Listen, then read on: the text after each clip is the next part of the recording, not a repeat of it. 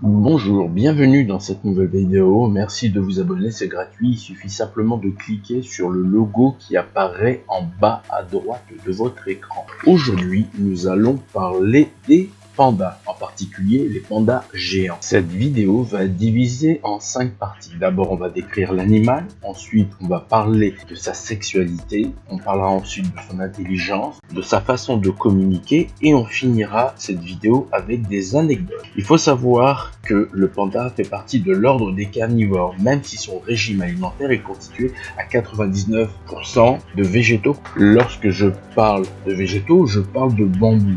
Il doit en consommer de grandes quantités, entre 12 et 38 kg par jour, en raison de sa faible valeur nutritive. Bien qu'il soit herbivore, il peut occasionnellement consommer des petits animaux ou des charognes. Il passe près de 14 heures par jour à les mastiquer, je parle des bambous, en raison de sa faible capacité à assimiler la cellulose. Le transit intestinal dure environ 8 heures. Les pandas sont généralement solitaires. Ils sont de bons grimpeurs et savent nager. Contrairement à la plupart des autres ours, ils ne construisent pas de tanière pour hiberner, mais peuvent descendre dans des vallées plus chaudes en hiver.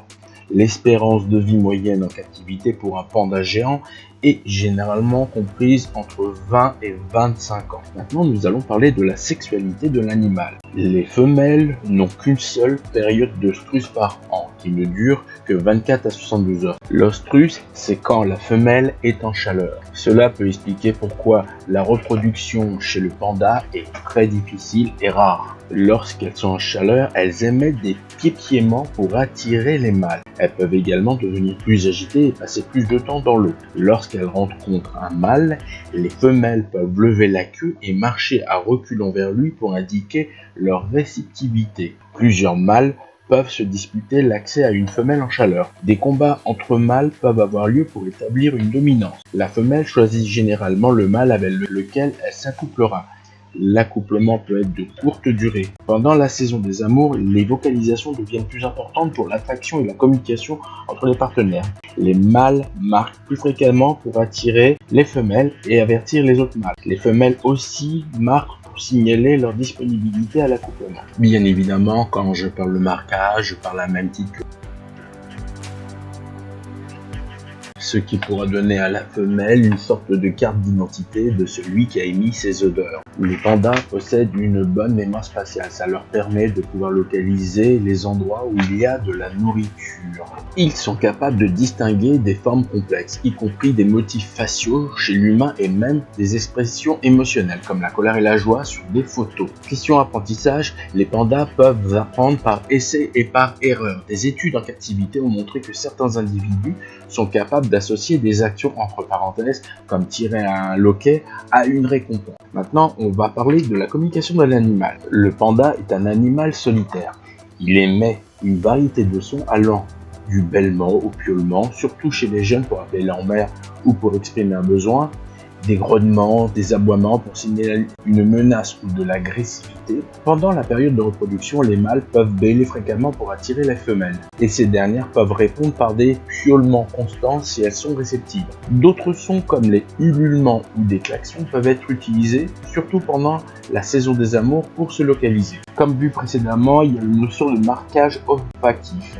Ils utilisent les sécrétions de leurs glandes anogénitales et leurs urines pour laisser des messages chimiques sur les arbres et d'autres supports. Ils peuvent également gratter les arbres avec leurs griffes, laissant à la fois un signal visuel et olfactif. Bien que leur expression faciale soit limitée, les pandas utilisent des postures corporelles pour communiquer. Lors de rencontres agressives, ils peuvent fixer leur adversaire, baisser la tête et parfois la balancer lentement. En signe de soumission, ils peuvent détourner la tête ou baisser la tête et parfois se couvrir les yeux et le museau avec leurs pattes. Maintenant, nous arrivons à la dernière partie, les anecdotes. Déjà, le pouce du panda n'est pas un vrai pouce. Il s'agit en réalité d'un os du poignet modifié appelé le sésamoïde radical.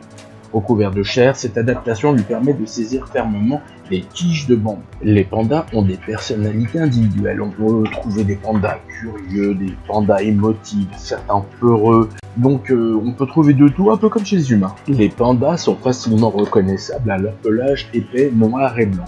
Le noir se trouve autour de leurs yeux, sur leurs oreilles, leurs membres et une partie autour de leurs épaules. Le reste de leur corps est blanc. Cette coloration leur offre un camouflage dans un habitat enneigé et ombragé. Maintenant, je vais vous parler d'un mythe chinois populaire, d'ailleurs qui reprend précédemment ce qui a été dit. Autrefois, les pandas étaient complètement blancs. Mais un jour, quand la plus jeune des 4 sœurs mourut, les autres trempèrent leurs mains dans de la cendre en signe de deuil. En pleurant, ils se frottèrent les yeux pour essuyer leurs larmes, se consolèrent en entourant leurs bras autour d'eux et se bouchèrent les oreilles pour ne pas entendre les pleurs. Le mythe veut que ces taches de sang soient restées sur leur fourrure. Par contre, maintenant quelque chose d'assez horrible.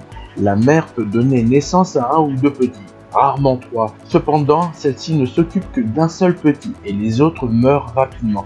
Peut-être parce que l'énergie nécessaire pour en élever plus est bien trop élevée. Voilà, cette vidéo est finie. Merci de vous abonner et à bientôt.